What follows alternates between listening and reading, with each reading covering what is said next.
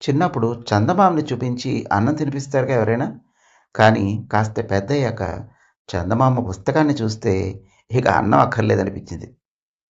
మాచిరాజు కామేశ్వరరావు, బూర్ల నాగేశ్వరరావు, జొన్నలగడ్డ రామలక్ష్మి, కోని నాగవెంకట ఆంజనేయులు వీళ్ళందరూ రాసిన కథలు, వాటికి శంకర్, జయ, రాజీ వేసిన బొమ్మలు ఏం చెప్పమంటారు? చూస్తూనే ఉండిపోతాం ఆ త్రీ డైమెన్షనల్ ఊహాశక్తికి. మహాభారత, రామాయణాలు, దేవీ భాగవత కథలు వీటి కోసం పేజీ మొత్తం వేసే బొమ్మను చూస్తే ప్రతి నెల ఒక పుస్తకాన్ని అంతలా లోపరహితంగా తయారు చేసి మనకు అందించడానికి ఎంతమంది కృషి చేసి ఉంటారో అనిపించేది. అంపశయ్యవే భీష్ముడు, కంసవధ, వాలిసి గురువుల భీకర పోరాటం, మత్స్యయంత్ర ఛేదన ఇలా పలు ఘట్టాలకు సంబంధించిన రంగుల బొమ్మలు తరతరాలకు తరగని ఆస్తిలా ముద్రించి పడేశారు.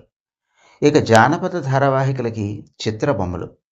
అవైతే మనల్ని రెక్కల గుర్రాల మీద ఎక్కించుకుని కోట బురుజులను చూపిస్తున్నట్టే అనిపిస్తాయి. వడ్డాది పాపయ్య గారి ముఖ చిత్ర సుందరంగంలో మరొక ప్రత్యేక ఆకర్షణ.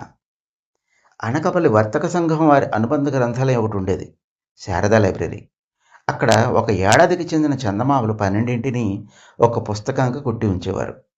అలా చందమామ ప్రథమ సంచిక నుండి అన్నింటినీ పొందుపరిచారు.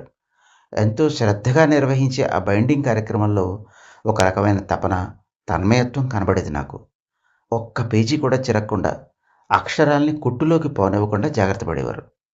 ఇతిహాసాలు, భాషా సౌందర్యం, సామెతలు, నుడికారాలు, పురాణ పాత్రల పరిచయం, చిత్రలేఖనంపై ఆసక్తిని పెంచడం ఇలా ఎన్నో ప్రత్యేక ప్రయోజనాలున్న ఆ పుస్తకాల్ని 10 మందికే ఉపయోగపడేలా అందంగా, భద్రంగా బదిలపరిచి ఉచిత సేవను అందించిన ఆ గ్రంథాలయానికి నేనెప్పుడూ చేతులెత్తి మొక్కుతాను.